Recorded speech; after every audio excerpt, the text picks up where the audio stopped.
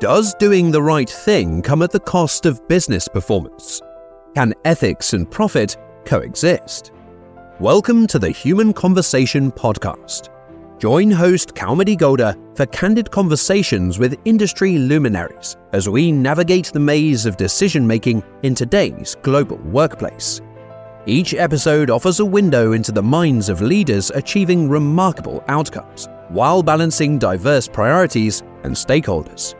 Tune in for thought-provoking insights and actionable strategies on leading with ethics every day. Because in the pursuit of excellence, integrity matters. Nigel Paine is a change-focused leader with a worldwide reputation in media, learning and development in the public, private, and academic sectors. Nigel has extensive experience in leadership and consultancy with public service broadcasters, SMEs, global industry players, government, and education institutions. He focuses on learning technologies, organizational development, leadership and creativity with a spotlight on maximizing human potential, innovation, and performance in the workplace.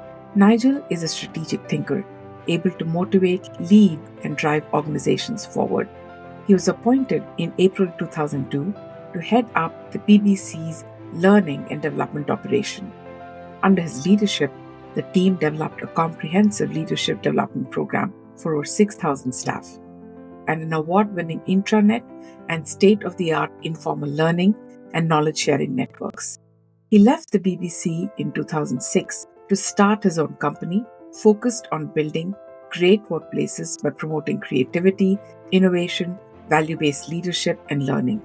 He speaks regularly at conferences around the world and teaches on a doctoral program at the University of Pennsylvania and for Chicago Booth Business School. Nigel's first book for Common Page, The Learning Challenge, Dealing with Technology, Innovation and Change in Learning and Development, was published in September 2014. His second book, Building Leadership Development Programs That Work, appeared in November 2016. He recently co-authored an e-book introduction to neuroscience for learning, and his latest book, The Great Reset, is available. We'll be sharing the link. Nigel has a professorship from Napier University in Edinburgh and is a fellow of the CIPD, LPI, RSA, and a Macy Learning Fellow in the USA. He presents a monthly TV program, Learning Now TV, shares a weekly podcast called From Scratch, and regularly writes articles for magazines and journals. Welcome, Dr. Nigel Paine. I'm so excited to have you with us in the studio today. I'm really excited to be here, Kaumudi. Really excited to be here. Thank you very much for the invitation. It's greatly appreciated. Now, I've been following you with great fandom for a few years now because you've had such an impactful career in leadership, learning, technology. You've been a C-suite advisor, a board leader, you're a professor, a writer, an expert consultant, and you continue to do a wide variety of work around the world. I was curious, is there a red thread that ties all of it together for you? What would you say is the driving force behind all that you do? You could, I suppose I could say egomania, but that's not really true. That's not what I do. More and more and more, it's helping others and seeing the world change as a result of my input.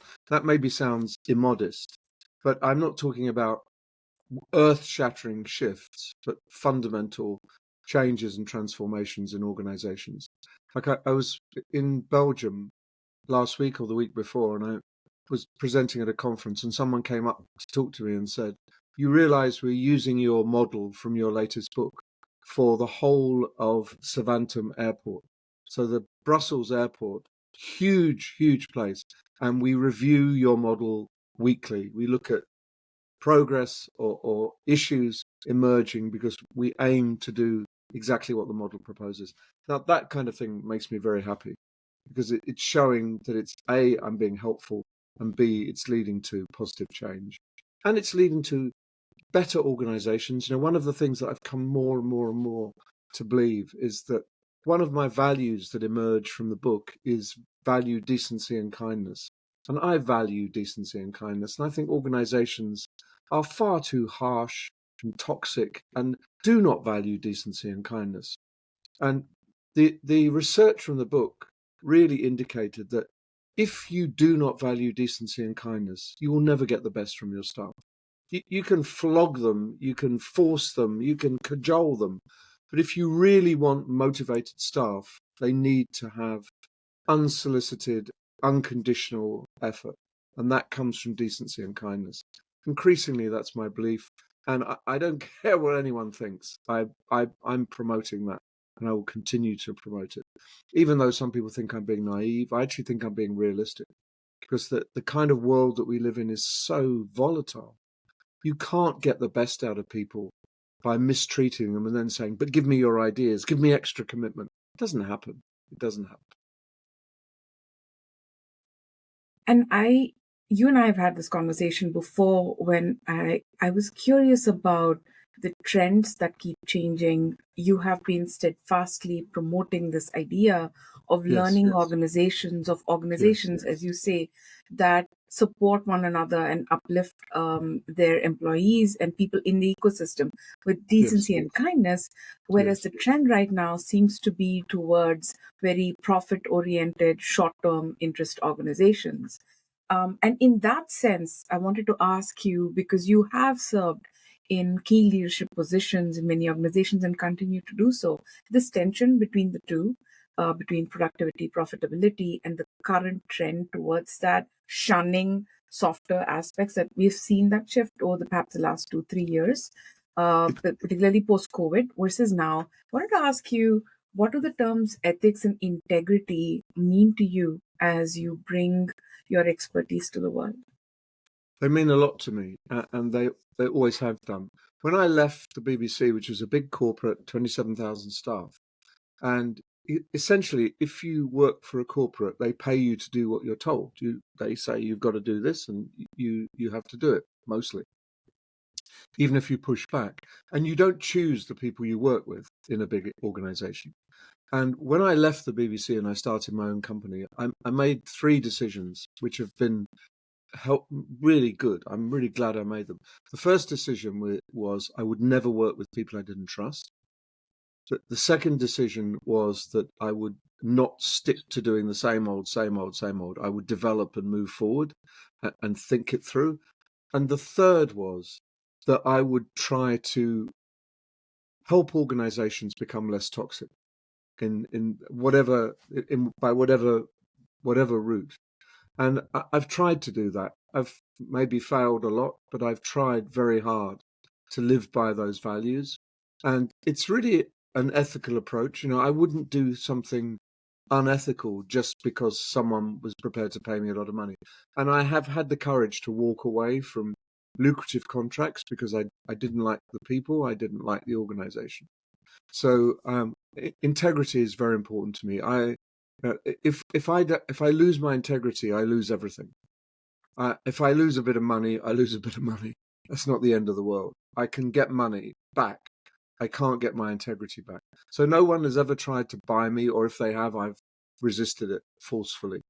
And no one has tried to make me say things, and no one has encouraged me to support bad treatment of staff or a bad culture. I'm trying to create a culture where people grow, learn, flourish, and share. Because I actually think that is not just about being nice, that's about productivity. If you want real productivity over time, start treating people well. And if you've only got a short-term perspective, and many CEOs come in, stay 2 years and go, and in those 2 years, they've got to show the share prices increasing. And you do that by not worrying about the medium or long term, just the short term. Drive up the share price. Drive up the share price. Any actions you take are justified if you can move the share price. And that is usually the organizations that I find it most difficult to deal with. I like to talk to CEOs and I like to engage with CEOs, and they say, yes, I understand what you're saying, and I'd love my organization to be like that, but I've got this problem and that problem. And then we've got a conversation. If they say, you don't know what you're talking about, this isn't the way you run organizations, you wouldn't last 3 minutes in the real world, I tend to walk away, because I'm never going to have a relationship with that kind of CEO and those kinds of people. So it's very important to me. It's very important to me to have an ethical foundation and values. And I like organizations that have ethical foundations and values, and they live by them. They don't just stick them on the wall, they actually live by them. Because I think that's very important. And I believe, and nothing has ever shaken that belief, that basically people are good, and that people, the vast majority, want to do good work. And if you build your organization around the assumption that people are bad, that they will try to cheat you, that they will do as little as they possibly can, and therefore you have to have all these constraints and conditions attached to everything in order to stop people being bad and doing the wrong thing, then I just think you're missing the point, because you in trying to cover for the teeny minority, you destroy the majority. So I'd rather go with the majority. And my belief is that if someone is going to be bad, they'll be bad anyway. There's nothing you can do about that. They'll be bad in the most constrained environment. They will cheat in an area where it's really difficult to cheat. They'll find a way. So therefore, if you open up, you may be put up with a little bit of bad behavior, but you should be looking at that, looking for that. And people who are continuously demonstrating bad behavior shouldn't be part of your organization. It's simple as that. My belief is that if you have values, they should be applied universally and equally. So the CEO has to live by those values as much as the person on the shop floor. And often that is not the case. And when I hear people say, yes, well, he's such a good manager, he brings in so much revenue. And I say, he's a bully. And they say, yes, but he's such a good. And I say, I would not tolerate bullying. Ultimately, that person will do more damage than good in the organization. So there's no excuse for anger. There's no excuse for bullying. There's no excuse for shouting. There's no excuse for bad behavior. And yet it's everywhere. It's everywhere you go. I ask people in the room, how many of you can put your hand up and honestly say, I've never been bullied at work. I've never been shouted at. Virtually nobody. Virtually nobody. That's terrible. That's a terrible. I'd like a world where the vast majority of people can put their hand up honestly and say, yes, I've never been bullied. I've never been shouted. I've just been encouraged to do my best work, because most people want to do their best work, because that makes work fulfilling, makes work interesting. Making work tedious, boring, ringed and tied down by horrible procedures, that doesn't lead to productivity. It leads to frustration and unhappiness all round. So, yeah, I really genuinely believe that we can make work better, we can make work, and we can have people who really enjoy going to work do fantastic work and increase productivity for the organization. Productivity and decent workplace aren't contradictory, but some people think they are. And I don't understand, because there's no evidence to show that they're right and I'm wrong. No evidence. In fact, there's more evidence to show that I'm right and they're wrong. Yeah, I think it's a beautiful vision and dream that you shared, that when you ask that question in a gathering of professionals, there are very few hands that go up and you ask, have you ever been bullied in the workplace? I love that you're re-emphasizing things that you have spoken about for years, not just decency and kindness, but the fact that it's really important to create psychological safety and use positive incentives to motivate people to do their best. Um, One thing you do consistently, Dr. Nigel Paine, is that you work with leaders, because you've said this before, that you believe that better leaders and helping them do the mindset shift about valuing people and creating organizations that inspire best work would be ideal. Um, And just building trust with leaders. yeah, I want leadership people, maybe not people I'm directly involved with, but people I'm indirectly involved with, to say we can trust he's not going to do any damage to us, and I think he could do some good. I don't want them to say, well, I'm not sure about him, and I'm not really trust him, but we'll give him an inch to see if he does anything, and then we'll give him 2 inches. I like organizations who say we'll let this run for a bit, because what I always say is, what is the worst that can happen? What is the worst that can happen? And it's usually nothing. But the good that can happen is massive, is something. So give me the opportunity, and I'll do my best, or don't. And if you don't trust me and you think that this is all terrible, then fine. That's absolutely excellent. I won't work with you, and I won't beg to work with you either. And your latest book, The Great Great Reset, Reset. features a lot of case studies and It stories does. from executives, professionals from all spectrums, a variety of Yes. industries, a variety of levels. Yes. And with that perspective, and perhaps with all of the books you've published, my question to you would be not just at the leadership level, but if we're talking about, and you've shared beautifully about your own entrepreneurial journey, and you're wearing the hat of a business owner versus an expert on leadership and ethics, for Yes. example, Yes. how you navigate that push and pull of the tension of having to perhaps make important decisions related to keeping Yes. your business profitable versus Yes. walking away when you feel that it detracts from the integrity and the personal Yes. sense of ethics you have. So that's entrepreneurship. Um, and we've also talked about your work, extensive work with leaders themselves who run Yes. these organizations and set the culture. I have a question for you also in terms of those mid-level or perhaps early career professionals Yeah. who feel that the power dynamic that they experience in the workplace is not in their favor. That is to say, they don't have a lot of agency. There's a tremendous pressure today regarding layoffs because so many rounds of layoffs have happened. As you Yes. correctly pointed out, in larger organizations, there's less agency around whom we can work with, what type of work we can do, and what are the deliverables that we're responsible for. So, with that context, do you have any words of encouragement or advice for professionals who are not so powerful in those organizations, mid-level or early career? Every single person in an organization has some agency. It's really rare that someone has absolutely no agency whatsoever. So what I say is that you're not going to change the whole organization. You're not going to have a word with the CEO who will then say, "Oh, I understand what you're saying. I'll just change everything tomorrow." It's not going to happen. But you can behave in your area with your team in a way that is noticeably different from the rest of the organization. So the fact that an organization behaves in a particular way doesn't stop you doing something different. And sometimes it's like a contagion that you set something up. You put the bit of bacteria in the organization, then it replicates. And at some point it becomes unstoppable.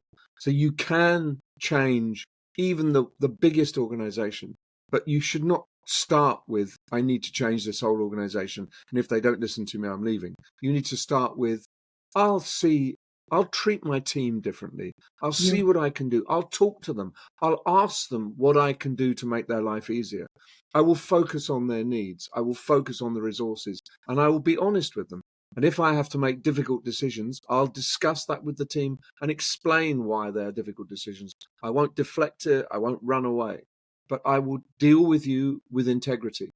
And I think if you can do that, then you will get a better result from the team and you will feel you can live with yourself. You know, that there are some things that people do in organizations where I'm sure they go home at night and they absolutely hate themselves. I wish I'd never done that. And it can be very, very hard. And therefore, if you can stop short of doing something that is deliberately unethical or toxic, then you should stop short of doing that. I remember I was asked to give some lectures to undergraduates as part of my professorship at Napier.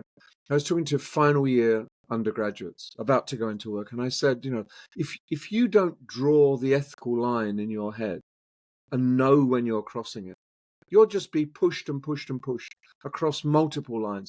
And you can end up in a place where you literally hate yourself for what you're having to do. And therefore decide now as undergraduates, pre-first job, this is what I want. These are my levels. This is my line. And I said, I can't draw that line for you. It's not my job. It's your job. Think about what you're prepared to put up with. And some people are much more tolerant than others. But for goodness sake, have a line, whatever it is. Think about these things, because most people don't. They get drawn into behaving unethically. If you look at Enron and you talk to the ordinary staff in Enron, not the leaders, they started doing things that they were a little bit, that's not very good. And then they do something else, and they do something. And in the end, they were breaking the law. They were fabricating figures. They were inflating income and decreasing costs knowingly. And they'd been pushed. They'd crossed that line. And what I would have said to them, if I'd have managed to get them, is saying, right, the minute you know consciously that this is not what you should be doing, walk away. Just walk away. However much they pay you, however much they say this is only temporary or whatever, because otherwise you'll get caught. And many of those Enron people ended up with prison records, or they had to pay fines. They got picked on, and they weren't guilty parties. There were many others further up the chain, some of whom escaped any kind of punishment. So I know not all companies are like Enron, but be sure that the company you work in has ethical procedures, ethical views, and has decent values, and stick with them. So you have agency. I scream that at people. You have agency. You just got to work out what it is, and then use it. Use your agency, and don't be pathetic. Don't say, "Oh, what could I do?" You could do a lot. You could do a lot. And if you look at what's going on in the US at the moment, there's a lot of people making those kind of decisions, saying, "What could I do?" Yeah, And the answer spot is, on. you In could do fact, something. and in fact, what you're talking about also brings to mind fascinating research from experiments like the Milgram's experiment, the Stanford Prison experiment, that ordinary people, Yes. when they absolve themselves of personal responsibility and assume they're following direction, can actually end up causing terrible consequences. And Yes. so your advice to early career professionals, or professionals who at the moment falsely believe they do not have power or Yes. agency, you're urging them and reminding them that everybody always has agency. Never absolve yourself fully of any responsibility. Instead, identify early on what your boundaries are, what you're willing to do, and what is not acceptable. And having Exactly. that personal compass um, is really important. It also occurs to me that what you're describing is a fabulous addendum to the general idea, that it's only leaders who are senior that need to think about their leadership brand or legacy. In fact, even when you're fresh out of college and you're just, perhaps as you called it, pre-job, you can still start thinking about what do you stand for. When your colleagues, Exactly. when your boss think about you, would you Yes. be seen? Would you rather be seen as a person of values, with who can take a clear stance and is reliable and consistent, than someone you can never trust that person because they're always going to change, Yes. like Quicksilver? I think that's a very, very profound piece of advice to share with younger early career I think professionals. so too. I do a lot of work with younger people. I don't just work with senior leaders, and I really enjoy working with younger people at the beginning of their career and trying to encourage them and tell them that the world will get better eventually, and it may be tough now, but think about next year and the year after. So don't compromise today, because it'd be very difficult to go back tomorrow. So yes, I counsel people to push and to say what they believe and to tell truth to power if they can. And if that's career limiting, then limit that career there and move to somewhere that's prepared to listen to you. Because there's always a good organization that wants good people, just as there are bad organizations who don't care about the people that they recruit. They're just seen as fodder that will be pushed, chewed up and spat out at some point. And it's depressing, and every time I hear terrible stories of really bad treatment of people, I really get depressed. But it's balanced by hearing great stories of great people in great organizations flourishing and learning so fast and just coming to mastery and just really excited about what they do. I want everyone to be really excited about what they do, to be genuinely committed and invested in what they do, because at that point they begin to deliver massively, absolutely massively. Indeed, it occurs to me social media and technology are rather skewed towards negative stories. The stories of Yes, hatred and fear tend to yes. be more attractive and clickbait worthy.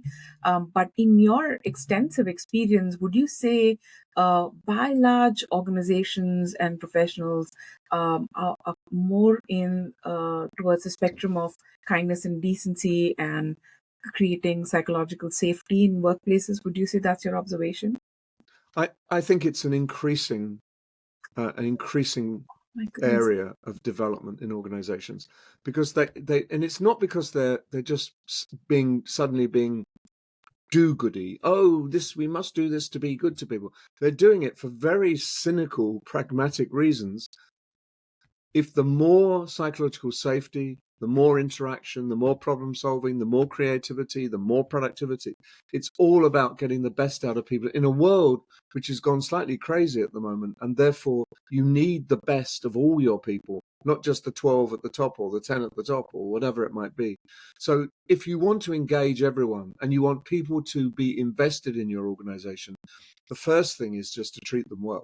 It's so obvious that you're not going to work your heart out for an organization that makes it obvious they couldn't care less about you. So yes, I think that pragmatically, come the time. This is a time where though there will be a visible difference in outcome between organizations that are non-toxic and organizations that are toxic. So yes, I have seen big shifts and continuing shifts, and in some ways, sadly, the more wild the environment gets, the more the humane organization will triumph, because they've got the brains of their entire staff at work, not the brains of 10% or 15% of the staff. And that becomes increasingly important. We need diverse focus on problem solving at the moment, because the problems are wicked, and you have to do that with lots and lots of people invested. People can solve any problem. I believe that an organization will manage to sort out most things. Sometimes it may be terminal, but most organizations can sort out most things if they intervene early. They use the brains of all of their staff. They take a diverse perspective. They will come up with original solutions. But most organizations don't, and then it's too late. Then they collapse. So yes, I really believe these things. There's a big shift going on at the moment.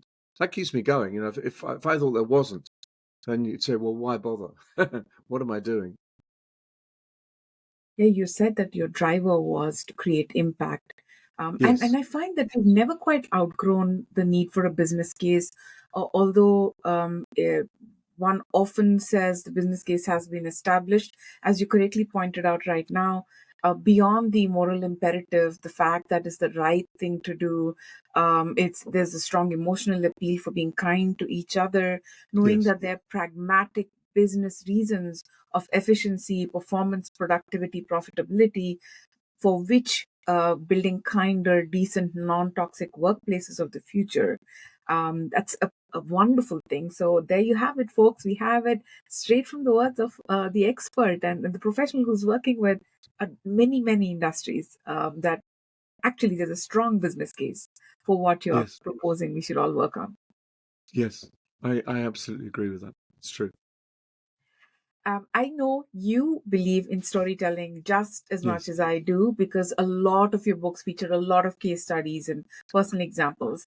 And so I want to ask you, do you remember a personal experience where you navigated a difficult ethical dilemma, and how did that shape you? Because through this podcast, what I'm trying to do is trying to democratize the idea that ethics and integrity are not just the realm of the domain of powerful leaders, all of us have it within us to act with integrity. So, do you have a story for us that would inspire people? Sadly, I probably have lots of stories rather than just one story. But one that springs to mind is working in Europe with a nameless country, working with actually a government agency, and being asked to validate a big project which was worth lots of money. And the more I investigated, the more worried I was about where the money was going. And I got very, very worried about this project. And so the director called me in to the office, and he opened a drawer, and in this drawer was money, just full of money. And he said, "Help yourself, help yourself." And I said, "That's not, no, that's not what I want." And he insisted. So he said, "Yes, please, please take money." So I took a certain amount of money out of his drawer. And when I got home, I invoiced him. So I said, "Thank you very much for paying for this. This is the money we have on account." And that money was paid in legitimately and legally and crossed off the fee that I would have charged. So I took it in as part of the payment, and completely transparently, and I told everybody about it. So that's the most overt ethical dilemma, and it's you see, it's very easy just to stuff the money in your pockets and just walk out and say, "Yes, this project is doing absolutely fine," but you've crossed a line at that point, and I didn't want to do that. And my integrity is worth more than a drawer full of cash. But I was quite shocked when that happened. But I thought I handled it well. I didn't shout at the person. In the end, I thought the best thing I could do is take the money, thank him very much, and then send him an invoice. So then it was all documented, and he knew that it was documented, and that it was all transparent. So that there was, and we exchanged few words after that, because I had to flag up the failure of the project. But I think he would not hold it against me. He may think I'm naive, but it wasn't a confrontation. I got out of a very difficult situation by being polite, and by knowing the right thing to do at the time. So yes, these things happen in life, and I also, I remember when I was sent a check, a backdated check for a large amount of money from an organization. They just said, "Just pay it in, and we won't worry about anything." So what I did then, on the advice of my chairman, was I wrote a long account of where the money had come from, what it was to do with, and what it wasn't to do with. And I wrote that and I posted the letter to myself in a sealed envelope. So it arrived back with a timestamp on it, and I put that in the safe. And the idea was that if ever any issues arose, I would take that letter from the safe. And in it was the chairman's endorsement of this behavior. So the two of us were invested. But what he said wisely is, don't create a big stink now, because this may be nothing, but it doesn't feel right to me. It may be nothing. So that was very good advice. Just, if you document it, you timestamp, so it's no one can accuse you of writing something months later. And if things go really badly wrong, you have your own perspective carefully documented. And I did that, and I've advised other people to do that when they're being asked to do things. I say, write it down, write down who asked you, write down exactly what you were being required to do, and then post the letter to yourself. Because a postmark is still, and if you've sealed the envelope, a postmark is still legally a legal endorsement of a date. It's still acceptable as a proof of date, and therefore you cannot be accused of doing anything retrospectively. So yes, we all have areas where we have to make decisions on what line we cross, and it's very important. And particularly, I worked in BBC and the media. BBC had a lot of integrity, but there were other media organisations who had less integrity, and therefore I spent a lot of time with young people moving into media, saying, you have to decide what you're happy with, what are you comfortable with, and if you're not comfortable, you know what to do. You walk away, and don't let that slippery slope start occurring. We compromise a bit more, and then suddenly you've crossed a line. So that line still exists, and these decisions are being made every day, all around the world, in organisations. So you know what to do. You know what the right thing to do is. But if you can do it without damaging yourself, then that's the best thing. I don't believe in confrontation. You need to, or holier than thou, big moral high ground. I just believe in quietly walking away, because that's the safest thing you can do. disappearing, basically. Thank you very much for sharing those two stories. I think those are powerful examples of defiance in the face of corrupt or toxic workplaces, Yes. uh, by being clearly aligned with your sense of ethics and integrity. Yes. I also think it is an excellent example of nonviolent communication and strategic conflict management, Yes. because indeed it is counterproductive sometimes as professionals to um, be defiant and speak up in ways that burn bridges. You can certainly continue to do your work, and speak up and establish a clean record for yourself while being polite. And great many things have been achieved in the world by doing precisely what you're advocating, which is do not bend your own principles. Make it clear what you will and will not accept, but continue to be polite and work. While you might not see eye to eye with them on those activities, you're clearly outlining what you will and will not do. And therefore, they know what to expect of you. And possibly Yes. those people will not attempt to do that again with you. Yes. I think so. I think that's absolutely true. Whereas if you bend, they would attempt to do it again Yes. and again, and it will be slightly worse, slightly worse, slightly worse. Yes, that's exactly what I'm talking about.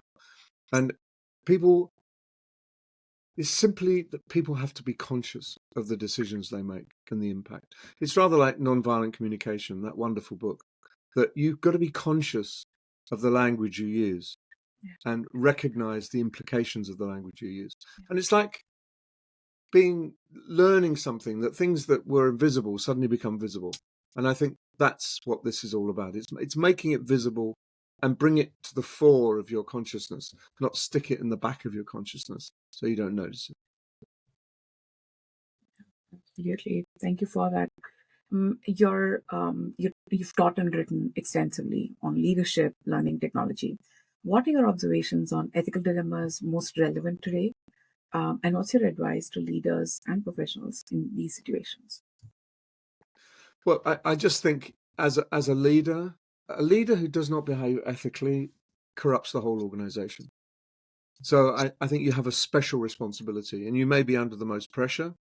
And we all know about ways that organizations do things that are not incredibly wrong, but are on the edge. You know, the invoices that are sent out on the last day of a quarter, not expecting anything much to happen for weeks and weeks. All of those things are kind of borderline, but it doesn't present a true and honest picture. So I think if I'm a leader, I've got to have a clear indicator of what I believe, and I make sure the whole organization knows what I believe as well, so that you don't get people further down the organization misbehaving. But if I misbehave, I have no justification whatsoever for stopping anyone else misbehaving, and you tend to find these things cascade. So weakness at the top ends up weakness throughout the whole organization. Strength at the top, strength all the way through the organization. And people need to be proud to work for you. And if they think you're a bit of a scumbag, that you've got very dubious ethics, not much in the way of morals, it's very hard to work your heart out and do your best for someone like that. Always. And I always say to leaders, be aware, not of what you say. People say the right thing usually, but be aware that everyone notices what you do. And don't be naive and think that you can do what you like and no one notices. Everybody notices. Everybody notices. So by your actions are you defined, not by your words, because there can be a massive gap between words and actions. And that's very, very important. And the more the gap between words and actions exists, the more people will talk about it, the lower the organization will be pulled, I think. The integrity gap, that's such a powerful thing. That line, you're defined by your actions, not by your words. Yes. That is going to be my favorite advice, amongst many others that I've picked up from your book. What is your favorite quote or book or advice that inspired you? Would you like to share that with the audience? There have been so many books that have genuinely inspired me. But there's one quote. I was actually at a webinar last night, and someone quoted Theodore Roosevelt. And if I can just give you that quote, because it's such a simple quote, but it really affected me, and it's a kind of the thing I live by. And it said that the fundamental role of our national life, or the rule which underlines all others, is that on the whole and in the long run, we shall go up or down together. And I love that idea that we are all in it together. And I will be in an organization, whereas if the people at the top rise, everybody rises. If I rise, so does everyone else. That idea that we're connected, that we're part of a community, and that we're not all on our own, or I can disengage my success from everyone else's. So I can treat people brutally and be successful. I think that's a very short-term view of the world. So I think it is a fundamental rule that we all go up or down together. I like that. And GE used to have a quote in their leadership center in Crotonville, and it said, in a rising tide, all boats rise. And I completely agree with that. You can be a massive ship or a little boat, little rowing boat. You all rise as the tide rises. And that's what you need to ensure, that you are building a rising tide, and that you will ensure that all boats rise, all ships rise. So that quote really goes to the heart of what I believe. And Roosevelt was an amazing president. He said that in early 20th century. So it's an old, it's not a recent quote, but it still stands the test of time, I think. Absolutely. Thank you for that. For our audience members who would like to stay engaged with you, perhaps invite you to their events or purchase your books, where can people find you? Well, they can find me anywhere, really. I'm very visible on LinkedIn, easy to find on LinkedIn. I'm easy to find on X or Twitter.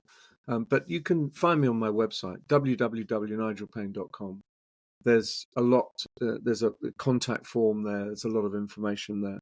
So yes, please do. I really like people connecting with me. I'm very happy to talk to people, and it's always a pleasure to get some feedback. So yes, I'm around. I can be contacted, and I will respond. It may take a bit of time, but I will always respond. So don't expect instant turnaround, because it depends where I am and what I'm doing. But nevertheless, there will be turnaround. Promise. I can vouch for this. I'm going to be sharing the links for the website, as well as the link to your latest book, The Great Thank you. Reset. And thank you so much for also giving the audience a lovely discount code. I think the book is phenomenal, exactly at the right time. And I cannot let you leave without please requesting you to give us a tip on how you are so productive, the pace at which you write. How do you do this while maintaining the quality, the great quality of your writing and thought leadership? I don't write. I don't write when I know something. I write when I don't know something. So therefore, I'm plagued by curiosity and doubt and worries. And that's what prompts my writing. So I want to answer a question. I've always got a question. So someone said, I don't write when I understand. I write to understand. And that's exactly the same as me. There's always a dilemma at the heart of all of my books. And that's what drives me on. It's like an itch, that I need to know, I need to understand that. And when I start researching it and I start to come up with ideas, I then have a compulsion to write them down. So I write a lot. I don't write, 5,000 words a day. I'm not that kind of writer. But there's never a day goes by without writing something, and there's never a week goes by without writing something more substantial. Writing is a habit, in a way. And all the people, I've never looked at a blank page for 30 years. If I have to write something, I can just write it. I don't need to worry. I never worry that I can't write. But a lot of people say, but how do you get started?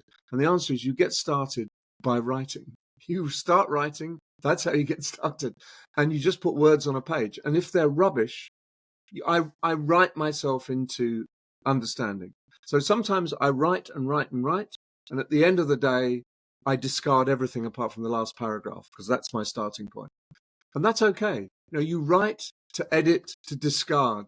You don't write to make it perfect. I don't agonize over a single sentence. I just keep writing. And if my writing is terrible, I just throw it away and start again. Because some days your writing will be terrible, and some days your writing will be really something you can be proud of. But you can't predict it. But the only thing you can predict is if you write, you will end up writing something. It's as simple as that. Love it. Love it. Thank you so much for your wisdom and insights, and for envisioning a world that is beautiful and uplifting. Thank you, Dr. Nigel Paine, and good luck to you for all the wonderful work you're doing. Kaumudi, thank you so much. I'm really grateful to you. It's been a pleasure talking to you. And I find lots of alignment. Whenever I talk to you, there's alignment. And it's a pleasure to reflect on some of those things, which we both share. Thank you so much. Thank you. As we wrap up today's discussion on the human conversation on leadership and ethics, it's clear that integrity and ethics are the cornerstone of leadership. Host Kaumudi Goda thanks you for joining us in this vital dialogue.